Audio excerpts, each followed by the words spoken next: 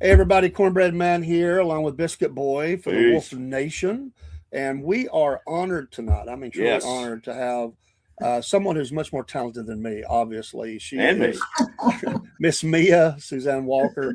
Mia is going to tell us her story and her musical story or whatever she wants to share. We want to say thank you first of all for blessing us and coming on the program. Most definitely. And we just want to be a help and a blessing and share your story. And you've got a new album. We're going to talk about that. So, Miss Mia, Yes. how are you tonight? And as we record this, how are you doing? And how's the album going so far for you? It just released, Well, I think.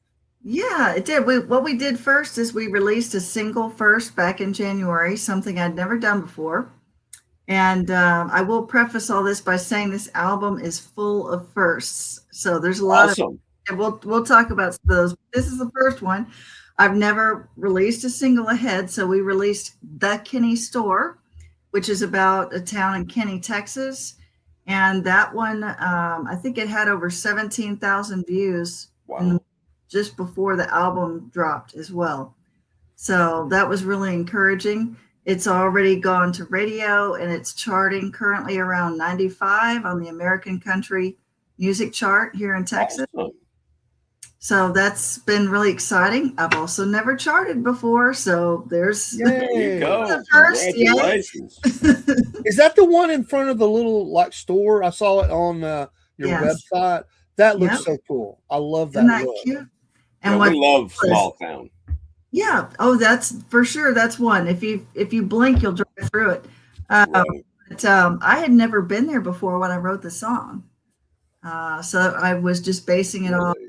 what I knew that they did. They were a music venue, and I wanted to play there. And I thought it would be really cool to write a song and have the song do so well that everybody, They flooded. want you to come play there. Hey, have you heard this song? Yeah. So I Wow. get maybe a leg in to play there. I don't know, because you know how hard it is when you're trying to fight all the other musicians out there for gig spots. It can be Right. really great. So, So have you but gotten that call yet? well, we actually went there for the first time a week before the song was dropping, so I could Yeah. kind of warn them and say, "Hey, I wrote a song about this place, and just so it's coming Drop it. out." Gave them a copy of the album, and we're going to shoot the music video there a week from Saturday. So Awesome. a lot of Wow. fun. So how Yeah. best can we That's so support that? cool. Obviously, buy the album, and I'm going to do Yes. that. I promise you. And I guess the single is available for download. I guess from different Sure. places. Or how best we do that? Do we make sure that it stays in the charts? Yeah. Through the website, you can purchase it, but you can also get it through Bandcamp. So either way, or if you've got a place of your choice that you like to download, stream, or purchase music from, you can use any of those because everything's out. Good deal. Thank you. So Awesome. how many albums have you done up till now? This is number 4. It's number Number 4. 4. Yeah. In just 9 years. So that's a lot of work. It's a lot of work. Well, you've A lot of perfected work it. in just 9 years. You've perfected it now, and so it's time Yeah. to take the foot off the brake. Nothing Yeah. but gas from here on, right? All Yeah. gas, no brakes. And I think because I started this older, I mean, I didn't learn how to play the guitar till I was 51. Wow. Yeah. That's encouraging to people like me that are old. You know, No, like Yeah. me as well. we both are the same age, and I'm like, I've got guitars here in the studio, and people are like, when are you gonna play those? I said, well, I gotta get back to practice. I like, you've just inspired me. I need to get busy. I can never get through the callus stage. Yeah. My fingers, I had it there at one point when I was playing them and writing a lot, Mhm. but I just can't get, I'm too busy, number one. And So, what Gotta get inspired over you that. to do that? What was it? Always a dream, or what? What caused No, you to I do had that? always done music because my mother was a music major. So we all grew up, all my siblings, playing something or doing something musical. And I really liked singing more than playing. And so by the time I was 11, I had a meltdown at the piano, and my dad said, "No more." I hate this. I'm never going to do this. Don't ever say that. You don't know when that's going to slap you back. wow, That's And right. so all that time from 11 to 51, I didn't touch a thing. And then a friend of mine went to the School of Rock, and she was one of the teachers there. And she says, you would really have a lot of fun in our adult band. And I said, oh, no, really? And so I went there and I checked it out, bought a Did you say the School of Rock? School of Rock. Jack Black's? Yeah. Awesome. That is cool. That is so cool. It's a big franchise, so they're all over the place. Yeah. So I started doing that, really enjoyed it, and I took to it really well. It's like I had always done it, which is a weird feeling. And within a year, here's the fun part, within a year, I had already started my own business. I was starting to write. I mean, it was like opening a portal, and all of a sudden I was writing all these songs. And after a couple of years of putting out my first album and doing all that, then I found myself working on the second one, and I was running over to my husband's keyboard to pick out chords because I could find them faster on the piano than the guitar. Yep. All of a sudden, through the School of Rock, I get sucked into playing more. So all of a sudden, I'm playing the piano more, and everything just started snowballing. And within 3 years, in 2020, I was already in the Grammys. So it was like, awesome. It was like I'm just speeding up, but I don't have as much time as somebody who's 23 either. So I think that's one thing that kind of lights a fire under me. It's like, I know any month, any day, I could get slapped with the, you are your age, fairy. Meanwhile,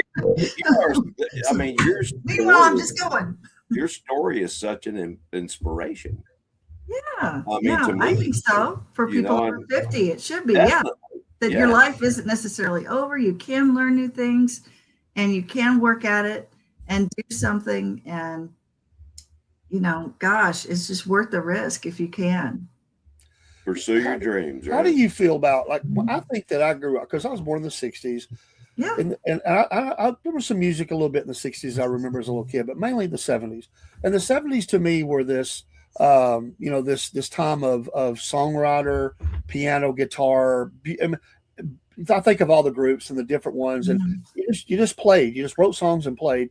And then you get into the late '70s. Things had changed, and you roll into the '80s. Music had changed. But I feel like over the last few years, more people have come back to what I would just call a singer-songwriter, someone that can show up, pull out the guitar. Real music. Yeah, real music. How do you feel about that? Am I somewhere close or because things? Well, yeah. I mean, look at the Lainey Wilson and the Bell Bottoms. I mean, all that's bad too. So we're just kind of reliving. Hey, the first time I heard Lainey, she was doing a cover of a Stevie Nicks song. Yeah, and just her personality, the way she came across, her voice, everything. I said that girl's going to be a star one day. Yeah. And Stevie's a great example of that. Yeah. Of that person who writes a lot of music, but also, is just amazing in her, career with group and solo. So for you, where does the inspiration come? And I know this is one of those broad questions and I give it to every artist, but how does your inspiration come for songs? Is it just something happens?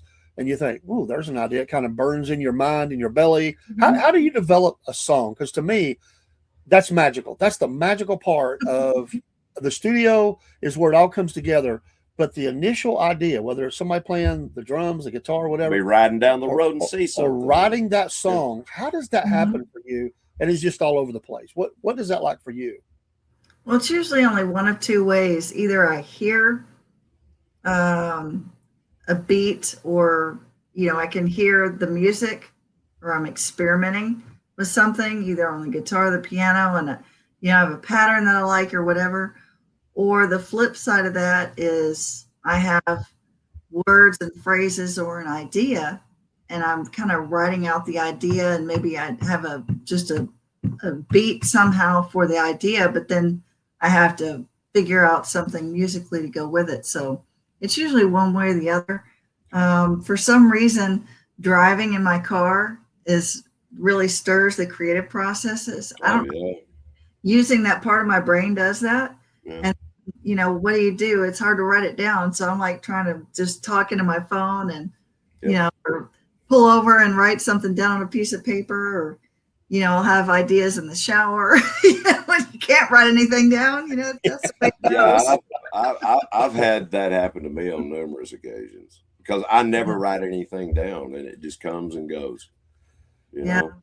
I have to, because if I don't, and that's why my logo is a lightning bolt, just FYI, because one flash and then it's gone. Yes, and we put that on the screen. I'll put that on my tombstone too. One brilliant flash and she was gone. Just like Hee-Haw.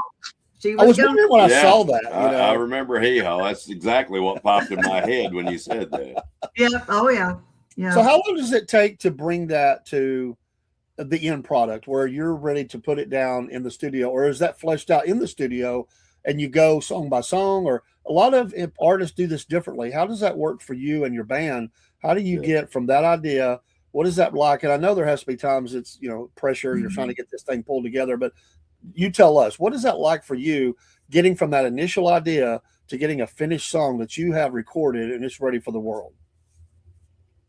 Yeah, it's funny you should bring that up, because on this particular album, one of the tracks is an intro to Cruising With You, which is the last new song on the album.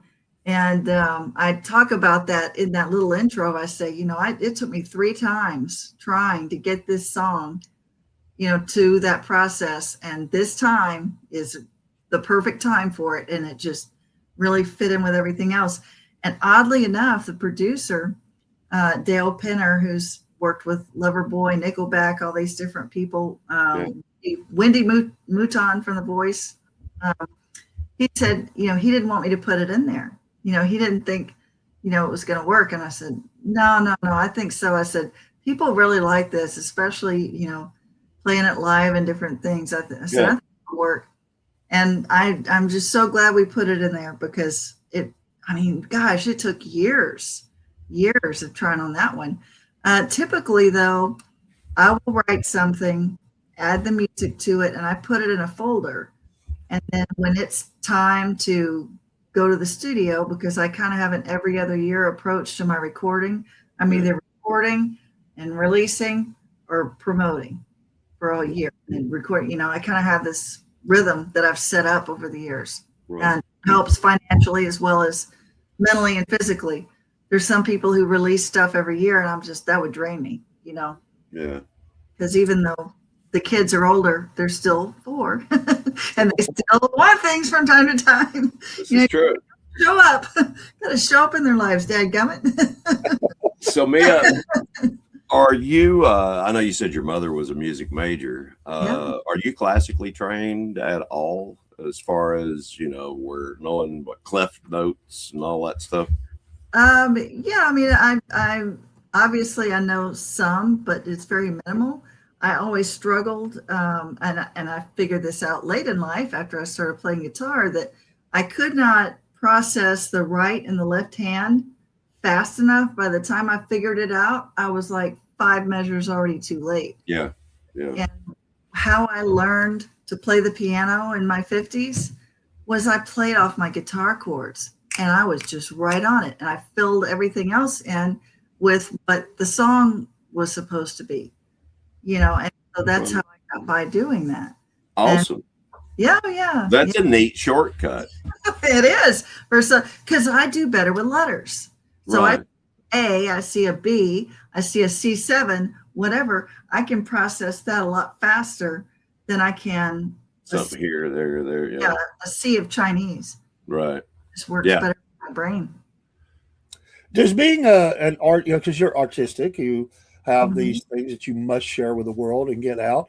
I'm going to ask you a different kind of question. I don't think I've ever asked an artist, anybody, but an artist difficult to live with sometimes because they're so focused on getting that, getting out that what they have. And I don't mean difficult as in, mean or anything like that, but just that you have a vision for what you want. And other people sometimes can't see that vision of what you have. Even friends, they can't understand. Even producers sometimes can't understand what you're trying to get to. And that's that back and forth sometimes that producers and artists sometimes don't see, like you were just saying, he didn't think you should put in there. You felt like you stood for that. I knew it needed to. Yeah. And so you knew it needed to. How was Yeah. that perceived by the producer? Did he fight against that at first and he just gave up? Oh, she's just being difficult. Yeah. You know? How does that happen for you? I'm sure that has crossed a producer or two or three's mind over the years when I've said something, but I've learned, oh my gosh, I've just made that mistake too many times. I've let something slide instead of saying, no, this isn't right here. And guess what? They're not going to be listening to it. You're going to be the one listening to that mistake for the rest of your days on this planet. That's and every time I will hear an older song with something in it that should have been corrected, it just drives me crazy. I've heard that with so many artists. With this project, I was like, no, I was, a lot firmer about it. Well, that takes guts. I'm glad that you stood your ground because the music world is not easy, and there are people that are being done dirty every day. Yeah. For sure. Who are your musical influences growing up? Who influenced you that you just love their music and you feel like maybe it's a part of your DNA now, that it comes out through your music, but totally different, but somebody that you really enjoyed listening to growing up? Well, the first time I turned on the radio that my dad handed me, that was going to be mine, I turned it on, and the first song that they played was Starland Vocal Band. Love them. I was just gone. I was like, whoa, because up until that point, I had just kind of heard either older things like Andrew's Sisters and, really old music that my parents listened to. Right. Church stuff, which was at that time still very staid. The Jesus movement hadn't come into play where praise songs were a thing. And so I really hadn't heard anything quite like that because that music that was out right now was so different from what my parents and my way older sisters listened to. And so that was an influence. Alabama, because they have a lot of those harmonies. Yep. Then you get into the rock bands like ELO and Journey and Styx and all rock that was out, around the time. So a lot of those things influenced it. So you're just an influx of all of that. Oh, I love ELO. Geniuses. My goodness, I love all the. Probably the best thing to come out of Canada. I love that'd be debatable, but they are awesome. Journey and these are all things you grow up with. And BTO was from Canada too. And speaking of Canada, there was a group that actually came to our high school of all things, and their name was Saga, and they were from Canada. Oh, wow. I don't know whether you remember any of those Saga songs, but my gosh. I do. Around. Yeah. They're still around. What a great what great influences to have. Yeah, definitely. So before we talk about the album, because I really want to talk about this new album and kind of what that's like in the journey for that. We certainly want to get that in, but have you as a female artist have young girls, you feel like you've influenced them musically, some musicians even? Have you met some that say, hey, you really touch me, or I love your music, or anything like that as someone that's mentoring in a way, even though you may not be right there all the time, but your music is mentoring them down that road? Have you met people in your concerts and stuff like that have ever said anything like that? There's really not been an age limit on it. I think people in general, if they hear a song that they really like or something, they'll definitely let me know, how much music's meant. Within the industry, I think the big thing that people are blown away with is, the gig schedule and still being able to maintain that and put out music and, do everything I do. So I collect Wonder Woman things. And I get, a little bit of that too. Right. That's cool. How do you balance it all? How do you balance all? I think it helps having been an office manager for over 20 years. That was a professional career. And this has to be run like a business if you're going to be successful in the music business. Oh, yeah. Yeah. That's what they call it. Otherwise, it's a hobby. You know, you've only got two choices. You either run it like a business, or it's just going to be a hobby, and you're going to That's true. play, and that's it. Yeah. There's no happy medium. Not if you're going to keep your sanity and everything else and enjoy what you're doing when you can. That's the way owning your own company is. I mean, you're either going to do it or you're not. Yeah. Right. Yeah. Your passion. I mean, Yeah. you pour your heart and soul into it, the work, I don't see work, but hours, and you're doing when others are not. You know, you miss things. There's just part of it. I mean, small business owners, whoever they are, you are working hard to get done right. that you want to do, and there's schedules to keep, just like you said. You know, so what kind of places do you play? I guess people play wherever they're asked, but where do you typically play your music at? Yeah. Usually bars, restaurants, farmers markets, those places. Yeah. So do you play any larger venues? What's the largest venue you've played at? I would say the largest crowd we played for is at the Texas Bluebonnet Festival that's held about an hour northwest of here. And they have an outdoor stage, and we'll be playing there again this April. It's one of our favorite times of the year to play. The weather's usually decent. I'm not going to myself. I know better than to speak that into the universe. Spring in Texas. But it's cool to think, hey, you know, there's over 20,000 people out here today, and they can all hear what we're doing. You know, that's amazing. A cool thing to be able to bring your music out to that many people at once. Yeah, that's awesome. So let's talk about the new album, because that's really, you're promoting that. We need to do that. Tell us about the songs on there and maybe a little synopsis of that song and what can we do to help you promote it. Yeah, absolutely. Yeah, there it is for the folks. Oh, that's a great looking cover. Watching that. You like that? I love that. I did that in Vegas. I had gone out there to work with a gentleman on just cleaning up some of the composition aspects of some of the songs, you know, like progressions or something that I wasn't sure about, or doing things a certain way. And while I was out there, a friend of mine's son is a Vegas performer, and he takes some incredible pictures. And I thought, you know, I need to get some pictures made.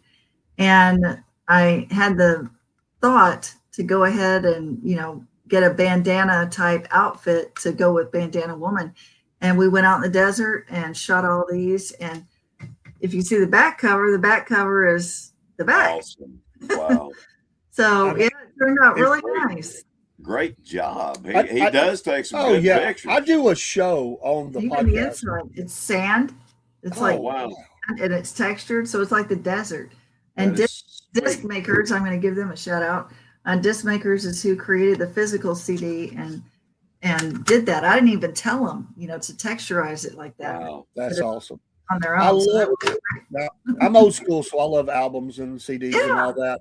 Digital download is fine, but I like having the something tangible. I do a show, and one of the things I do on that show is I call it Dave's Vault, and I pull albums out of my vault, and you know how I got them, what they meant, what I remember about why I got this album. And to me, there's that memory of me going through and looking through album covers.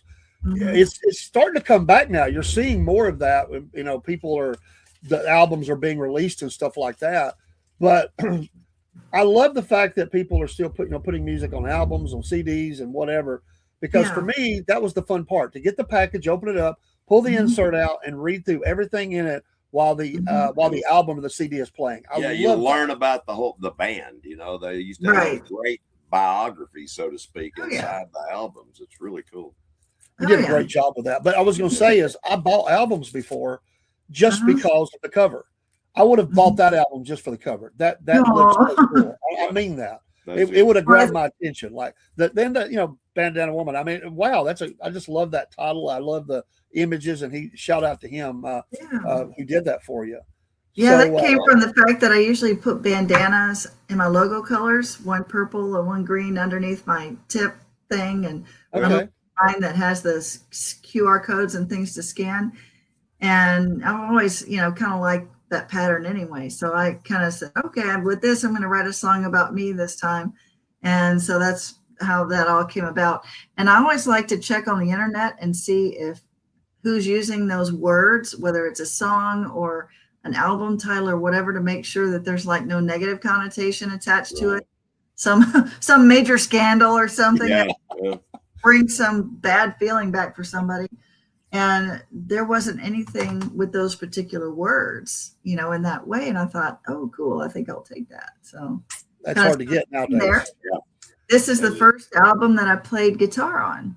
I've always done a little keyboard work, but I've never played acoustic guitar. And the producer, what kind of guitar do you have? And I was like, okay. I upgraded from the Keith Urban to a Taylor back on for my birthday about a year ago. Yeah, it's been about a year. Okay. Nice. I've got a couple of Gibsons and a Fender. Yeah. I love my Fender. It's it's black. I got it because it reminded me of Johnny Cash. Yeah, yeah. It's solid black, everything black on it. That's what black's my favorite color. My wife's favorite color is purple. There you go. Purple bandana. So. I love it. So let's talk about the songs. Tell us the names of the songs and a little bit about the song, because we the first one is, let's support artists. This is what we're doing this for, is to support artists. And nowadays it's hard. And ever since the big C word, when artists weren't allowed to do their craft, we're recovering from that. And this is how we recover. We help artists, and let's do that and commit ourselves to helping this artist and buy that CD. So tell us about the songs on it. These are your babies, you know. These are your creations. I love this. Give us your personal insight. Okay, we talked about the Kenny Store. And that's the first one. The second song, Lighten My Load, I wrote that at one of our Grammy events in March one year. And that's one of those that hits like lightning. And I had it written by the time I left. Everything, it was so easy. It just kind of, went with the flow. Sounds like you got sort of an Eagles vibe going in there. Yeah. The third song, Ain't I Country Enough, was written about frustration with all these venues that have these single male artists, 30 artists that play country, but everything's the same. There's no variation. It all sounds like the same song over and over again. Right. And I had gone to a venue and I said, I wanted to play there. And she said, well, have you heard of this artist and this artist and this artist? They play here too. And I was like, well, that's interesting, but they're all males. I said, would you like a female artist for something different? And she's like, sure. So I gave her my card and she said, I'll give it to my manager and I'm sure he'll take a look at it. And I thought, oh, okay. Sure. Anyway. Well, that is. Oh, well, I tried. Yep. Exactly. Frustration over that in 2020, 3 or 4, which it was at the time, that you still, I thought that I would be discriminated against because of my age. I never saw it coming that there would be such a domination in the gig structure, like where it is pretty much 85-90% males out there. I didn't realize that. I not realize it is here. I don't know whether it's that way. You're not States, seeing it. You're not seeing it. On the grand stage, you've got all of the ladies. Oh yeah. And they're there every year. And then you've got a few that come up, but it's mainly dudes. I did not realize that you're here, kicking it out on the airwaves. Yeah. Was it kind of cathartic to get that song out? Just kind of releasing that frustration into that song? Yeah. And that's good. Yeah, I took a risk with it. I don't know that it's going to get played or listened to as like the others, but it made me feel better. I think that's the song that should be played, because that is that's something different, maybe, and something that maybe not other people are doing. And I think a lot of people identify with that, no matter if it's musical or whatever field it is, that still that you feel like, wait a minute, because listen, I'm getting older, and I know that there are times they're looking at me in my career like, other companies, when I was looking at it and interviewing and stuff, they're looking at me, how long is this guy going to be around? I mean, sometimes people want a plug and play kind of person. Other times they're thinking, I want a long career if I can get it.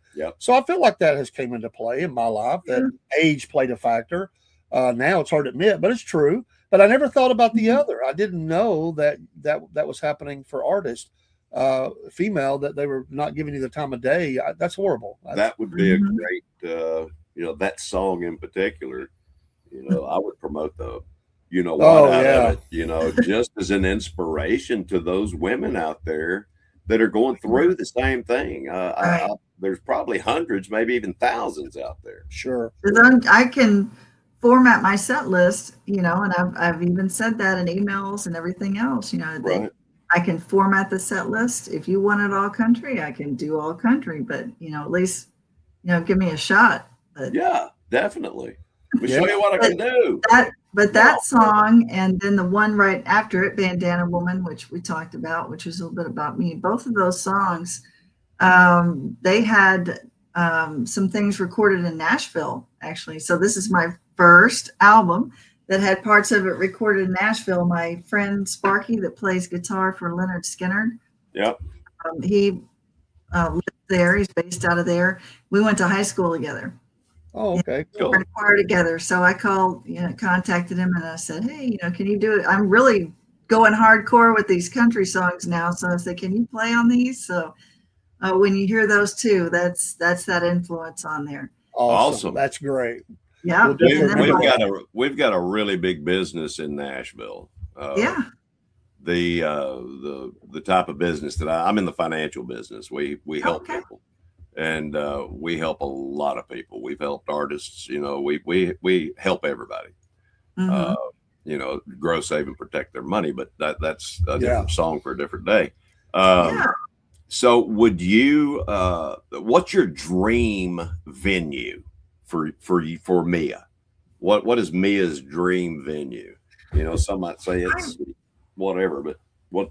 Yeah. I would say it's anywhere. Obviously, indoors is always a safer bet because of the weather. Right. I would say either or, a place where people have come and they're sitting down and they stay, for a show and they're there to hear our music and to support our music. That's, that right now that's a big dream. I'm going to step back. Your name's known enough. It's Yeah. out there. Your Right. music's Right. known. They're coming to hear us, because a lot of times you play at these restaurants, they're coming in, they're distracted, whatever. They come in, they enjoy it while they're there, but they're, they eat. They're and not there to hear they're there for an you. hour to eat. Right. Yeah. Right. Yeah. They're there to do whatever, and you're there to just It's an opportunity play to grab music. attention.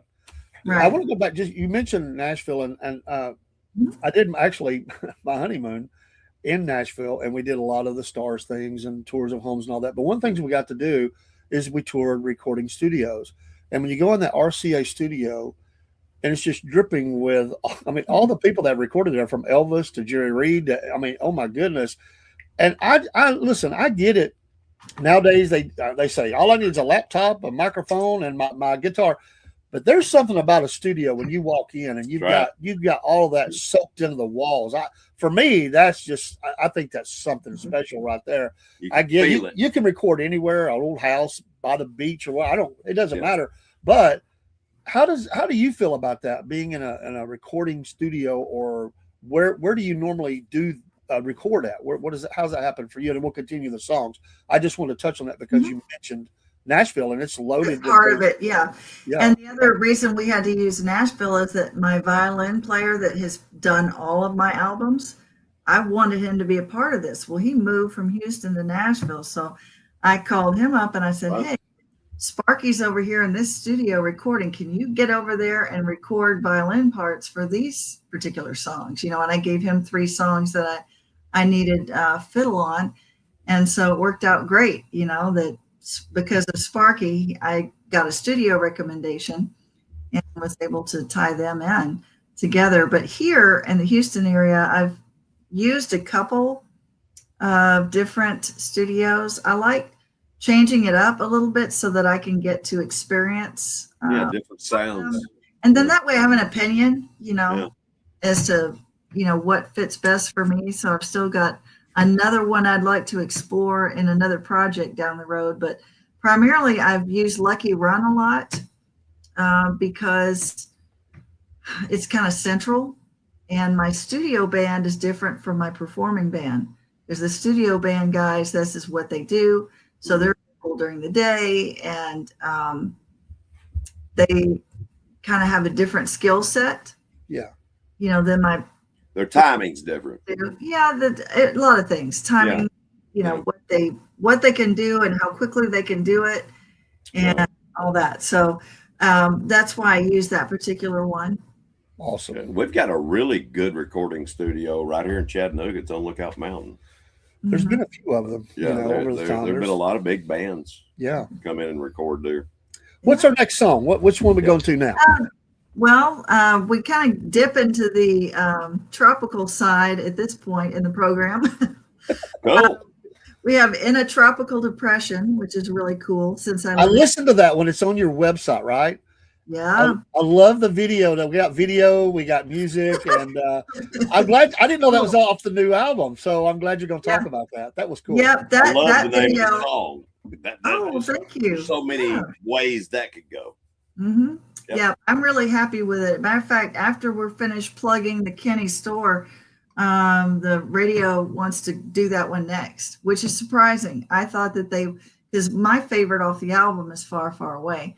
I thought maybe they want to do that one, but they actually like that one. And it has a video. So that's another thing about it. But it was funny when I released the video for the first time, I got a negative comment on my social media. Somebody put fat and old, but still sexy. I thought, and I just cracked up. I thought that was hilarious. If I was younger, I probably would have been in tears and I can't believe it. But wow. Funny. Well, I could get I get that fat and ugly. I don't get the sexy part. Maybe Biscuit Boy gets that. I said, we need to put that on a T-shirt because yes, men or women could just fat and old, but still sexy. Yeah. It's kind of, you remember how Forrest Gump got some of his ideas, he wiped that blood off his face with the shirt. Have a nice day. Yeah. There you go. I love it. Oh my Lord. That looked like a fun video to make too. However it was all done in Coal Creek Productions. And then we used stock footage married with the studio footage to make it look like I was actually on location when it was just a background on a white wall behind me. And then we had a sand pit that we had put temporarily on a piece of plastic, to make it look like I was actually at the beach. Right. And it does. It's great. Oh, yeah. But it has a lot of color in it. I mean, there's tons of colors, and the song. So what is the song about? What is the premise of the song? The premise of the song is, somebody's had a breakup and they want to just get away from it all. And so, they go away, but they just can't really, that other person's still there. They say, I'm going to do this. I'm going to find somebody else that will dance and show me romance and all that. Right. But then that feeling overwhelms them, just like a storm. A tropical depression comes in and it just ruins the holiday for them because they just can't stop thinking about, this that's deep. Yeah, it is. That they care about.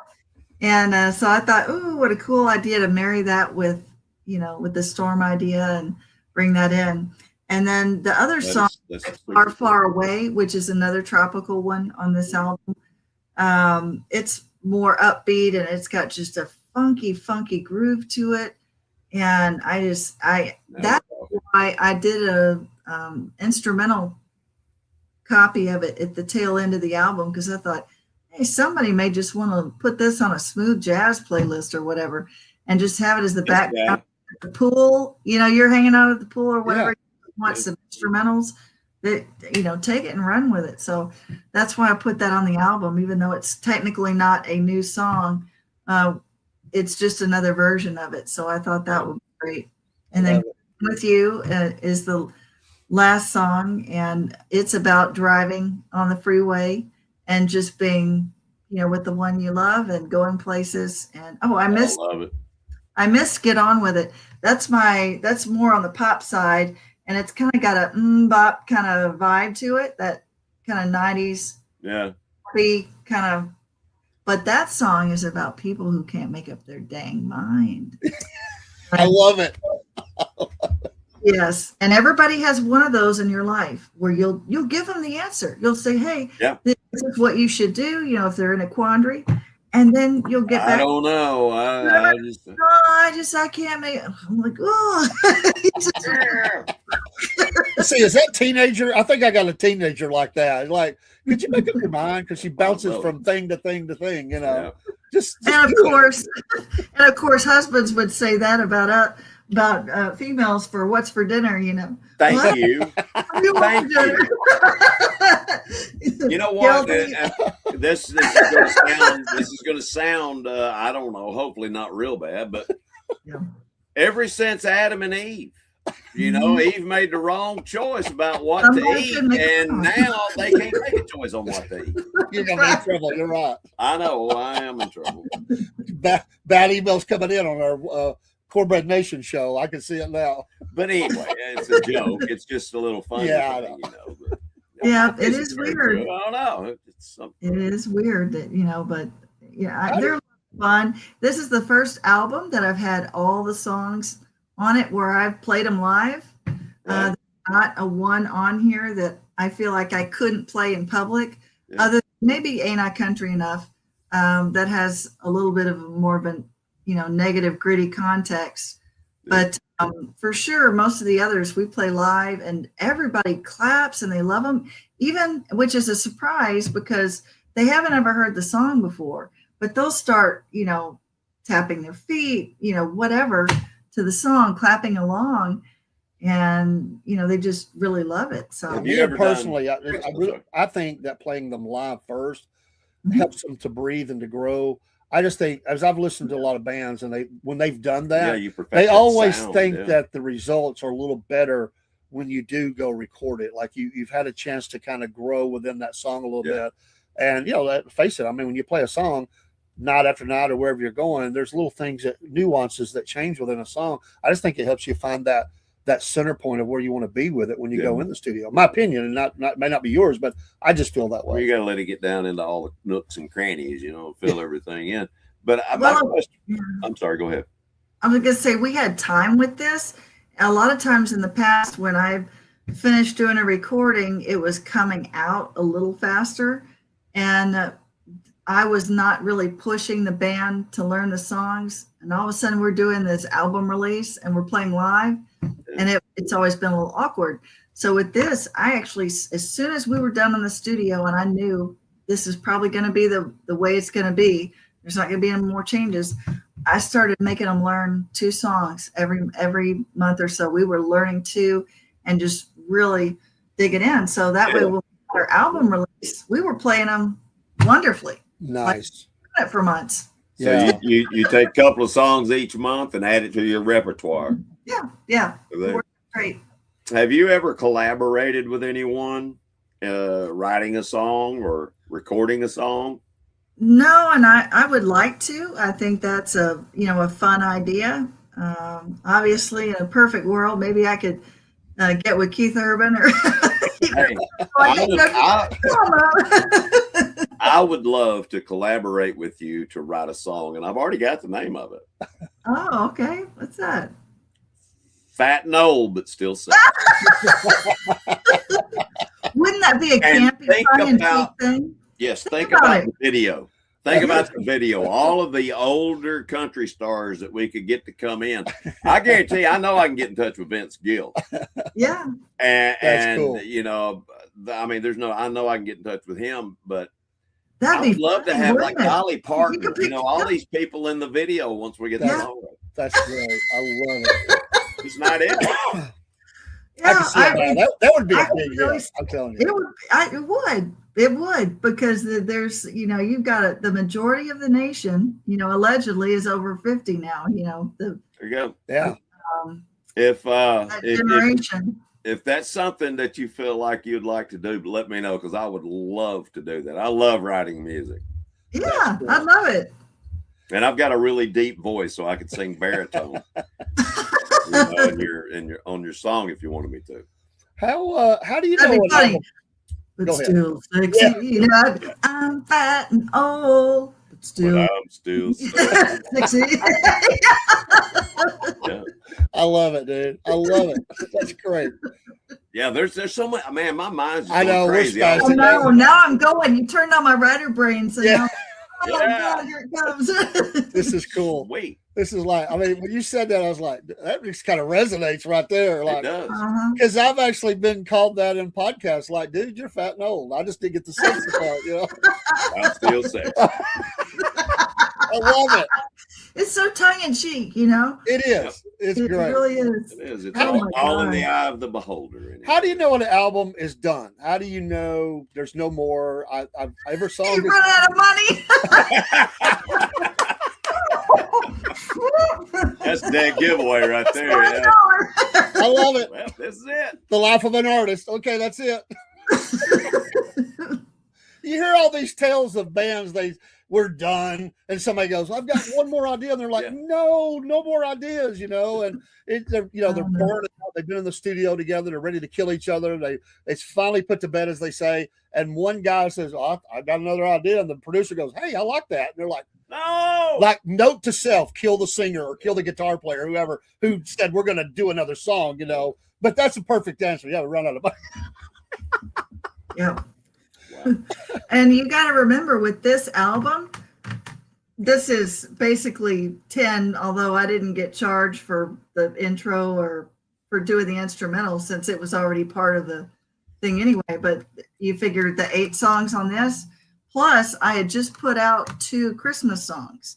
Oh, Because wow. whenever I go to record, I always do Christmas songs with whatever it is I'm recording so that I'm constantly putting something new out there. And eventually I'll have enough to put them all on an album. But you don't want to put out a Christmas album and then sink all your money in that when it's only going to get played, for a couple of months. So it's easier to throw out some singles every time you go into record. Yeah. Still be building that catalog, but I did Yeah. see on your website Very good. something about the Christmas song. So and there's a video too for Falling, Falling, Falling. So if you get on there and go check it out, it's pretty funny. This cat falls in time with the music too, which is pretty. Oh, wow. I got to check that out. I'll do Yeah, that. Yeah, you got to check that out. It's pretty funny.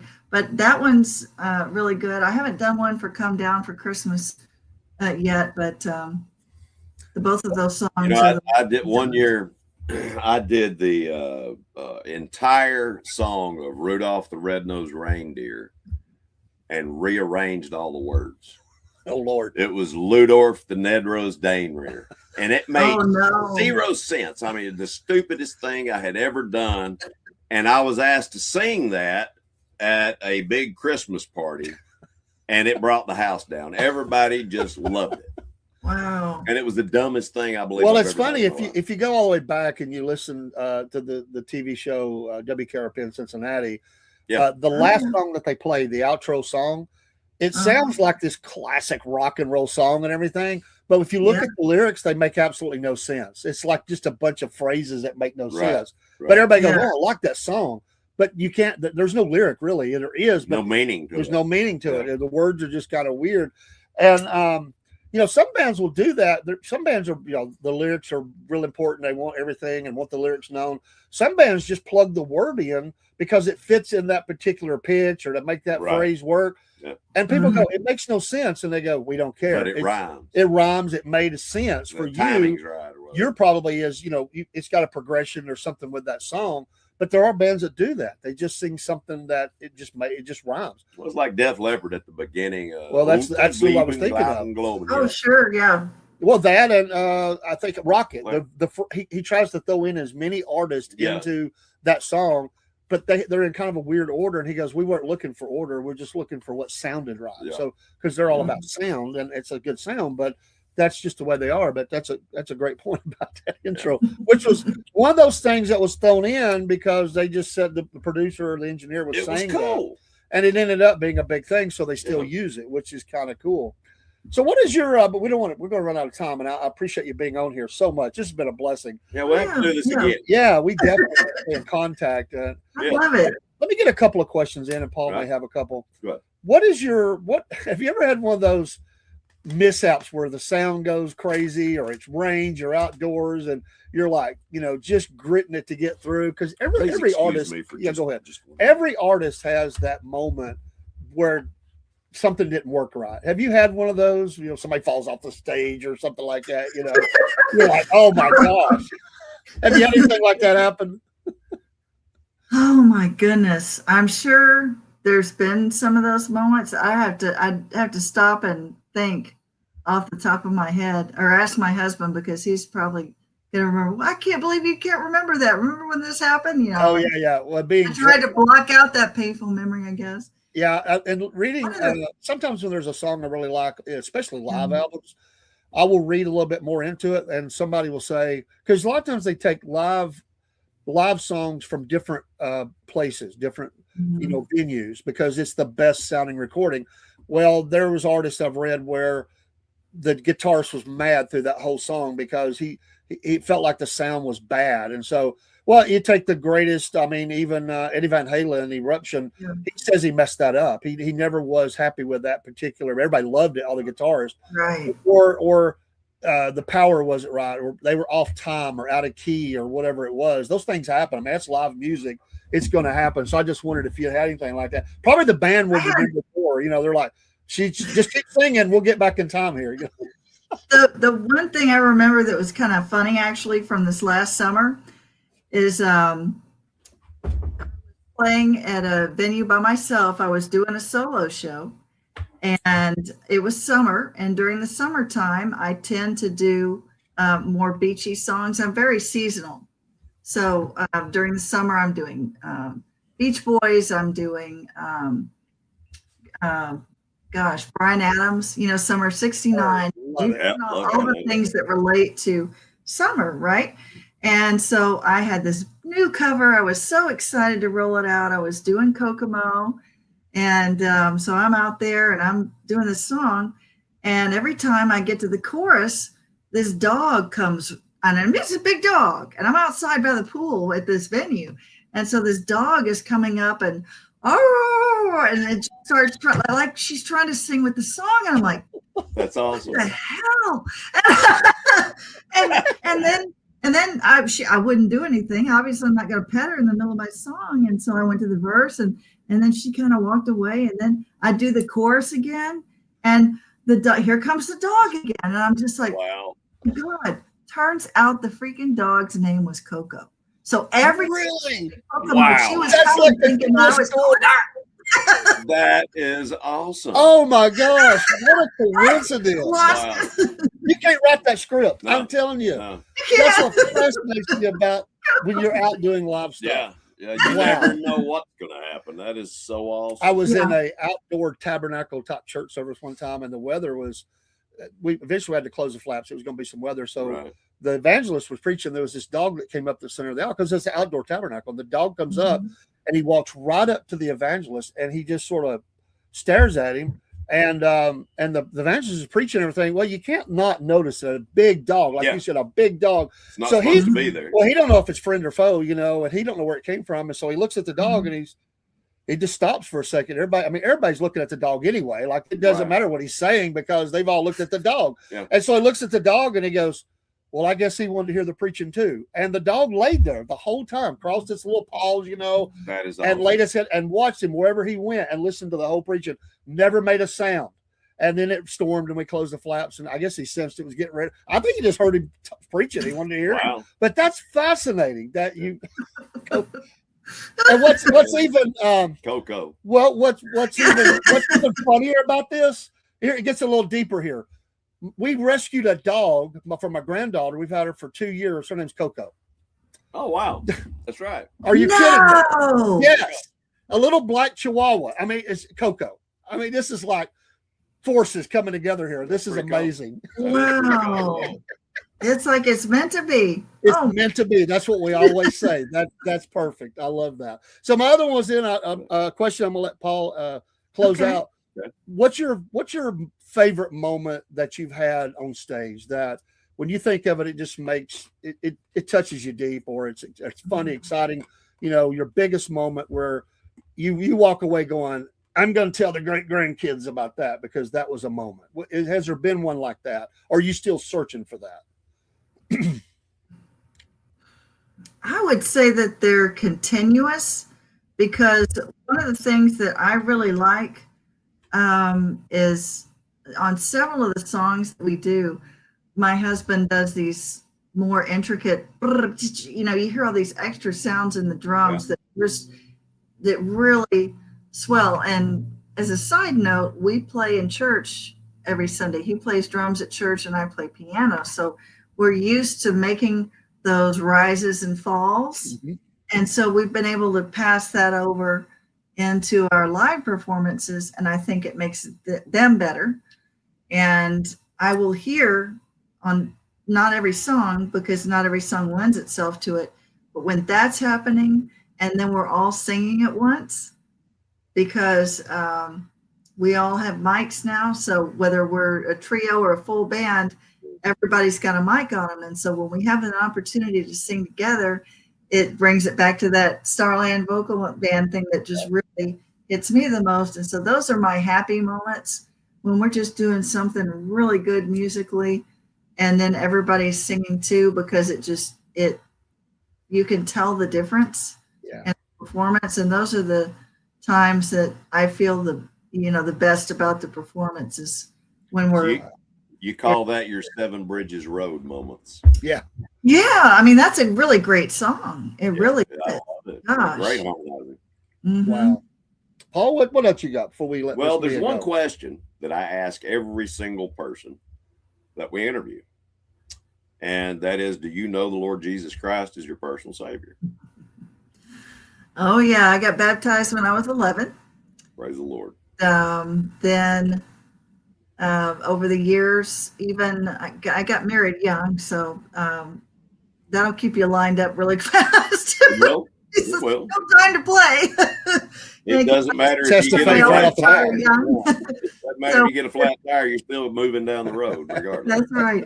And I had a daughter, my first daughter was young, so I was turning right around and raising her, in the church as well. Amen. And it really helped that I was in the military. I was in the Air Force. Oh, thank you for your service. Yes. Oh, you're welcome. You're welcome. So going to the service on the base really helped with the stress of everything else, that you deal with. Yeah. And so I never really had a moment where I wasn't involved, for sure. And then as I got more involved in music, that's where I started serving. Was in all the music capacities. And I was even a worship pastor for a while. Wow. So I did that for a while as well. But we definitely are leaders on our team, at church. So we're there every Sunday and I love it. Plugging it away. And, that's one thing that when I started this business, I had laid all my music out and I said, show me which way you want me to go with this. Yeah. And, because I had initially thought about, you have that guilt, like maybe I should just be doing worship music and that's it. And the feeling that I got from it was, put out the things that are mine, right. Do what I'm supposed to do and build a platform so that when I do put out a worship album, there'll be people that will listen to it because it's something you can play live. So you're not going to earn anything back from it. And it's a big chunk of money that you got to have to produce something that the only place it's going to get played is internet or radio, if you're lucky. But if you think about this, if one person comes to know Jesus Christ through one of your songs, it's worth it. Yeah, it's worth all of it. Absolutely, every single bit of it. Just one person. Yeah, we say that about the podcast. That although we do a lot of different kind of shows, the overarching part of this podcast, what it's really here for, is that we can present to the world that blessed hope and Christ is King. That absolutely. And so even we do have ministry shows, but we may be doing a comedy or sports or whatever, but it's always about that that we can touch somebody. And we might approach PG-13 sometimes. Well, we do. You know what I mean? Our spastic brains. It's kind of like, but we're still sexy doing it. Exactly. That's right. Still sexy doing it. Still sexy. Hey, because God created sexy. That's right. Yeah. Hey, listen, it's like this. I heard a pastor say the other day. He said, you get mad at this person for whatever, and what'd you say to the guy that cut you off on the way to church? Yeah. Yeah. You get mad. You say something about him cursing. What'd you say? Yeah. So I was just thinking, if we were a trio and we went by those names, it would be fat, ugly, and sexy. There you go.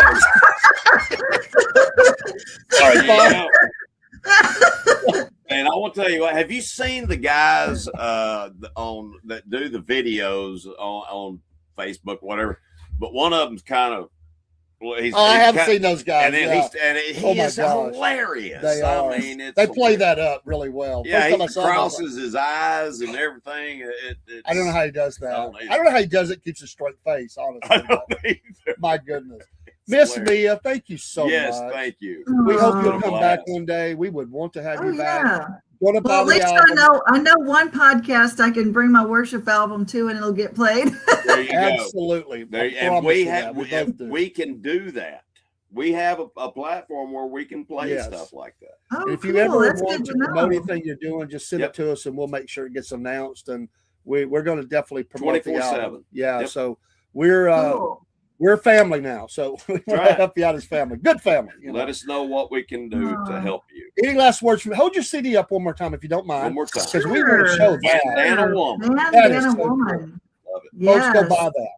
And go to her website. Definitely. What is your website's address? Like, you don't have to put the whole thing, but basically what is it? SuzanneSpann.com. That's SUZANNES.